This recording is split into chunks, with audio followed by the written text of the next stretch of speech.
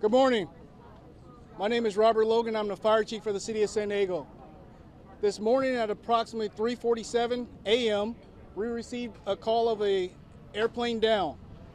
At that time, we responded our units with the priority of rescue, saving lives, and preserving property. Next, I'm going to have my Assistant Chief, Dan Eddy, come up and explain the operations that took place moving forward from that point. Morning, everyone. Crews arrived on scene just after 3:47, about 3:55 this morning. What they found was behind you, the scene that you see behind me right now. We had a plane that had come through this neighborhood, taken out one home. We had one home on fire, multiple cars on fire going down the street. We initiated what's called an Alert 5, which is an upgraded for a plane off the runway. We started the Alert 5, followed that with a second alarm to ensure we had all the units here. It's 3:45 in the morning. Our worry was the fact that people are home, people are living in their houses, and we want to ensure that we had all that done. We started initiating the fire attack while at the same time going inside each structure behind us and ensuring that they were cleared out and we had no one inside those structures.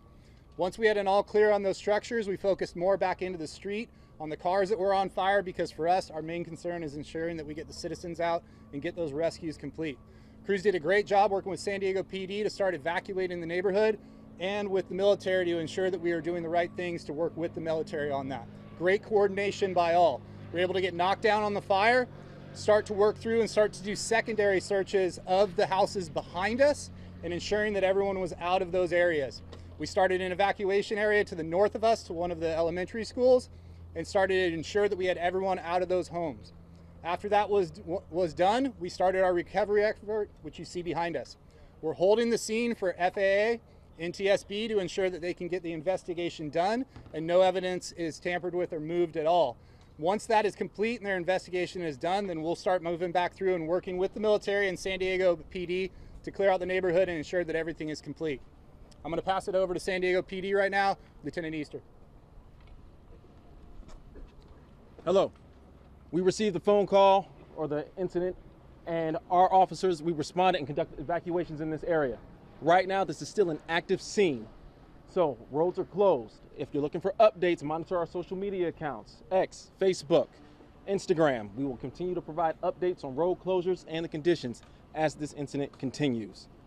On that note, I'm going to pass it on to Captain Robert Healy. Spell your name, sir, before you go, please. Easter, like the holiday. Okay. Hey, good morning. Captain Bob Healy, Naval Base San Diego Commanding Officer. Our primary objective remains the safety and security of our military families who live here in this neighborhood. Over the last couple hours, we've been able to connect with them to make sure that they are taken care of, and most of them have gone down to Miller Elementary, which is our evacuation site. Very pleased with the community response, in addition to the city and local officials, to provide all of the services that they need. Primarily, our job is to get them back into their homes as soon as possible. And we're working with Liberty Military Housing, who oversees this complex, to do just that. Hopefully, we expect people outside of this general area to get in by tonight, and then certainly this area will be down for some time based on NTSB investigation. We have continued to communicate through our Family Information Call Center at 844-523-2025. Liberty Military Housing has also released red flag messages to the families so they have the latest and greatest information. The base continues to message via our internal communication system as well as social media. Again, just want to thank the local community for supporting the military families and everyone for all that you've done. With that, I want to turn it over to Councilmember Campillo. Good morning, everyone. My name is Raul Campillo. I represent City Council District 7, which includes the Tierra Santa neighborhood and Murphy Canyon neighborhood. San Diego is home to one of the largest installments of United States military active service members and veterans. And in this particular neighborhood, we had dozens of active duty families that are suffering, that suffered some injuries, and their homes have been destroyed. But the city of San Diego, our employees, along with the military and the school district, have been well coordinated from the early morning until now, and we will be throughout the rest of this tragedy. With the very sad loss of life from the plane, we know that there was many miracles and many heroic actions from our police department, from our firefighters and the military members themselves. I heard stories over at the school just near us about military families helping military families out of their home, jumping out of windows, avoiding fire. These are families that San Diego values, we're proud of, and we're going to continue to support these military families who are from all over the country but live right here in San Diego. As you can see, the damage behind us is incredibly significant, was life-threatening, and thank God nobody on the ground was killed.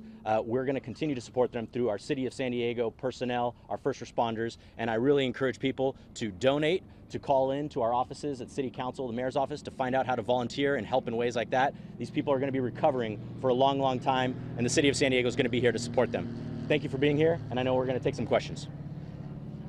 Okay, yeah, just a few questions. Yes, I have a question regarding the recent tweet from the San Diego Police Department. It says that there are 2 dead now and 8 injured. Can you confirm that? And are the 2 dead from the plane?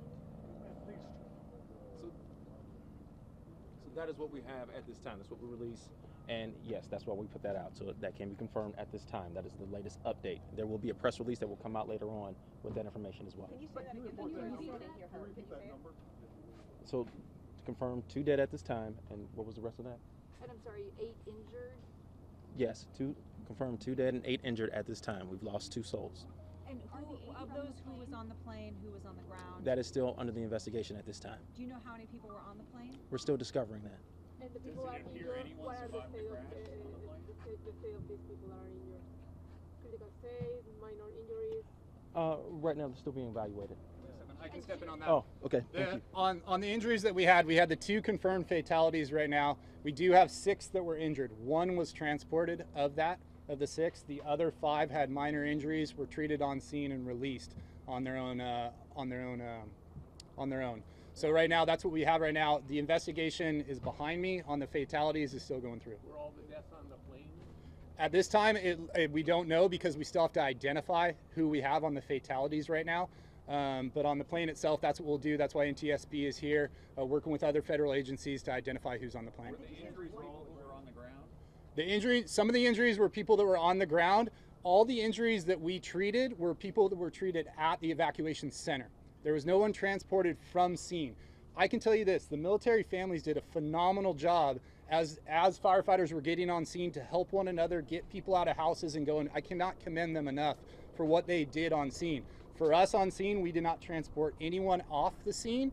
Everything was done at the evacuation centers for any of the medical needs that were done. Can I just clarify? 1 person was transported, minor injuries was transported from the evacuation center.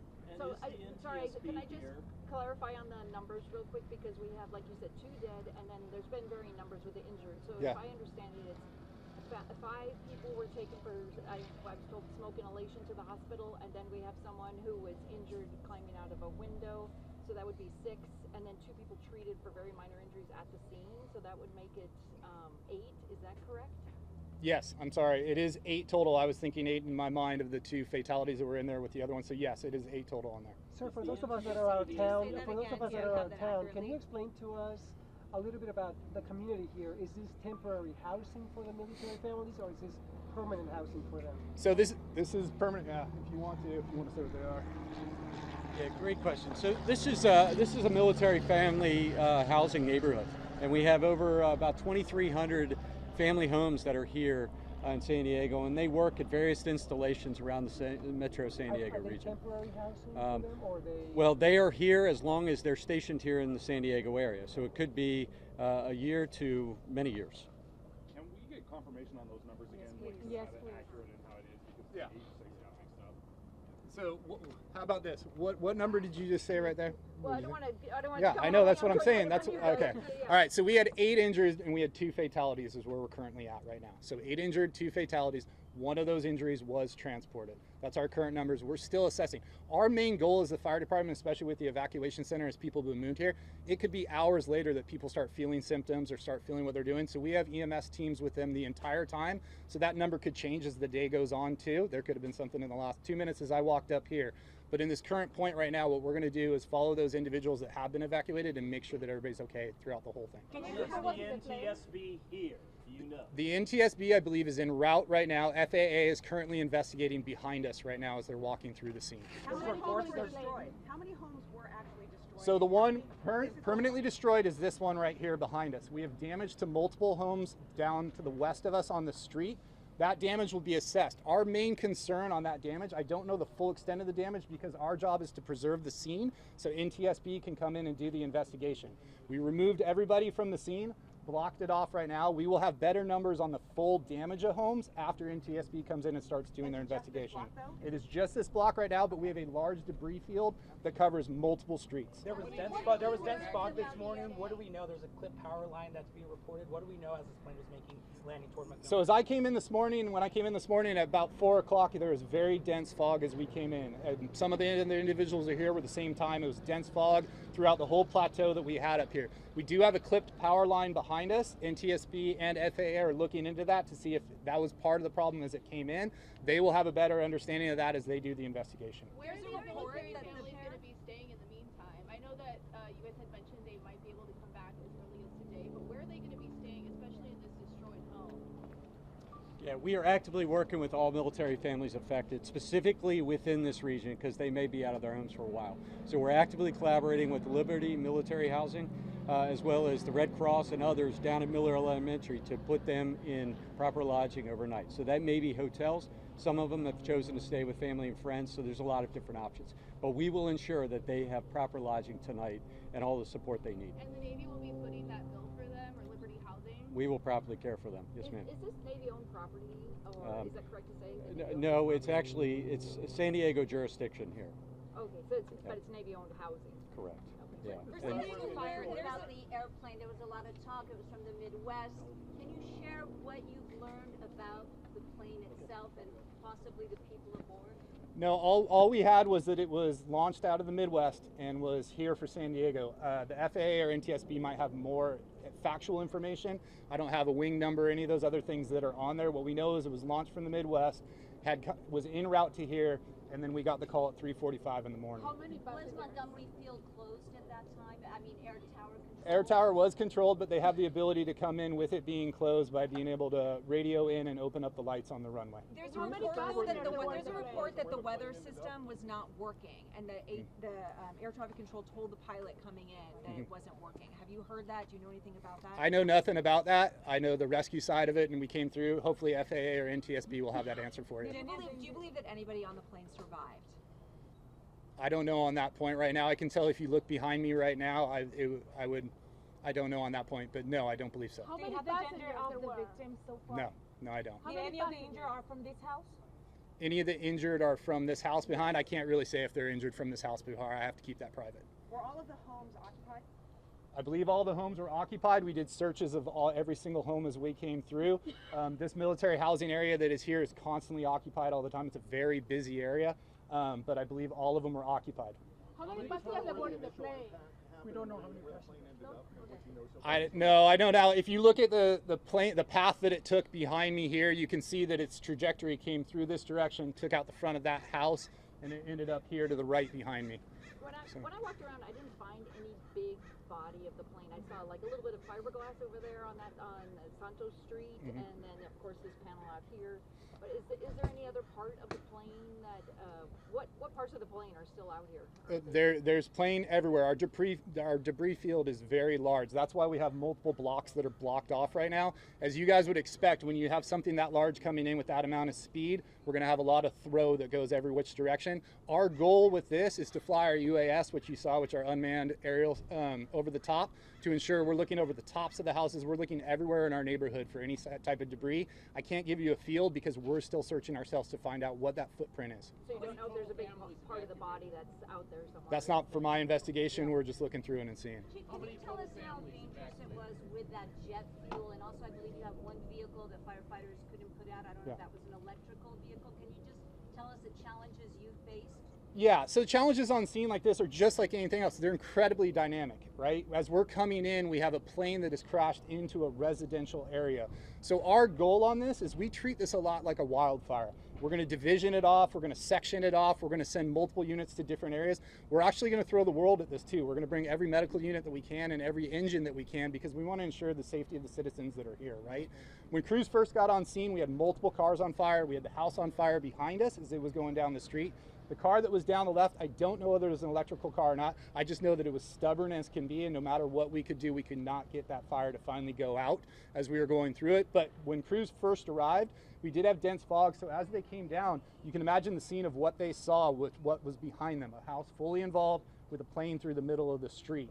So it was, I commend the crews, I commend the fire department, the police department, the military that came out here, the citizens themselves too, because anybody, it's tragic to see that behind you. Whether you're involved in it, and I feel for the people that are in the plane that had that were a part of this, but whether you're involved in it or not, just normal citizens that are here, they're going to remember this the rest of their lives.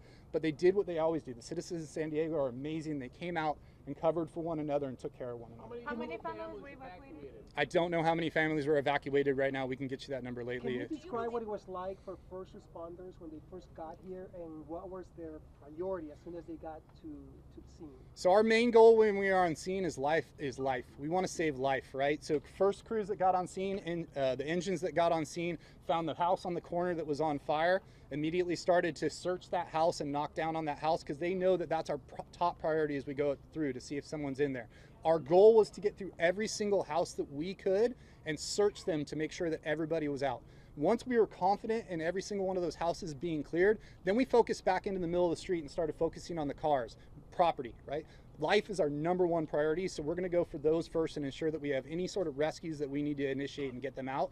Those crews did that with multiple units down both sides of the street, and then you never know. We could have stuff thrown in both directions, and as we go through those directions, we put multiple engines and trucks down our side streets to search those streets too. Was that home occupied? The home was occupied at the time, Do you yes. know how many people were in there? No, I don't. And what happened? What did you hear about how they got out? So what I heard is just like anything. It was, for me, it's a little bit of a miracle, right? A plane hits your house. I don't know exactly how they got out, but I do know that neighbors helped them get out, and that's the beauty of what I love in this neighborhood too. And military looking out for one another. They did exactly what they did to try to help each other. Was it a family?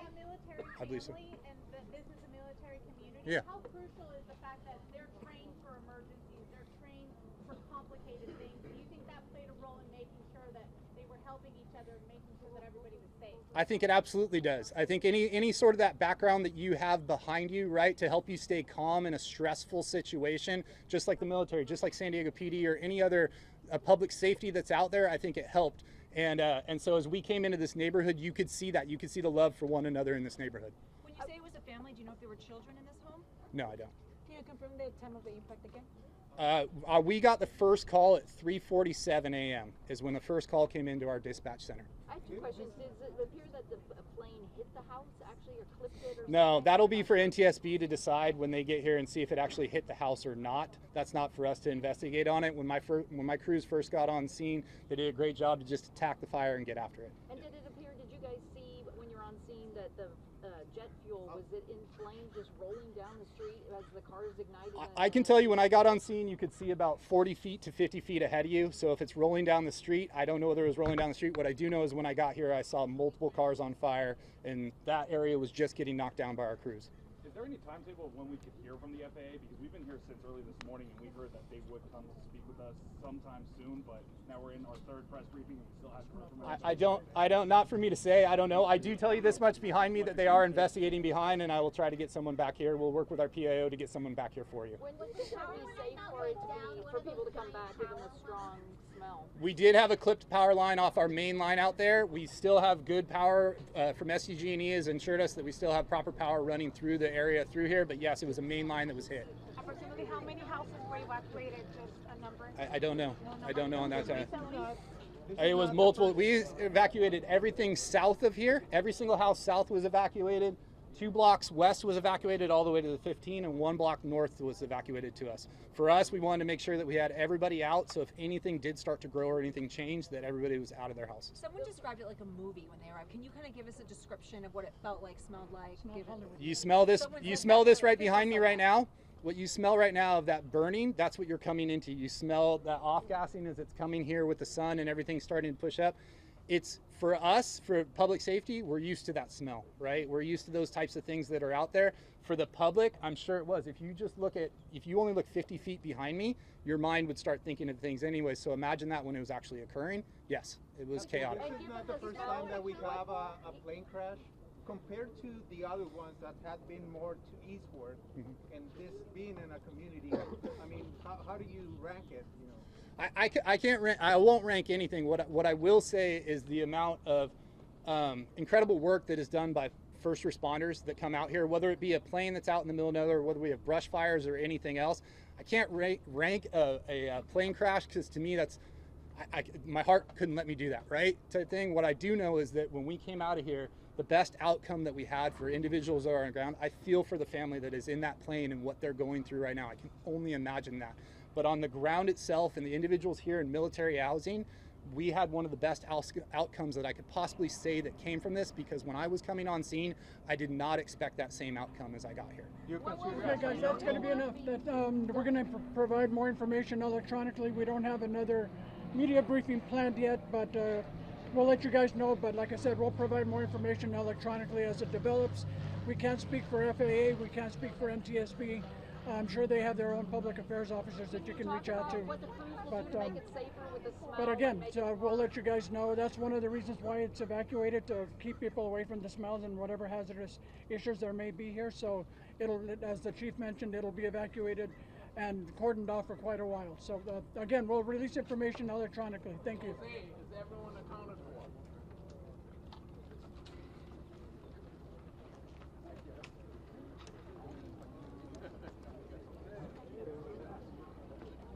Ok, mi gente, bueno, pues esto es, hasta el momento es lo que nos dijeron. Voy a cortar este enlace.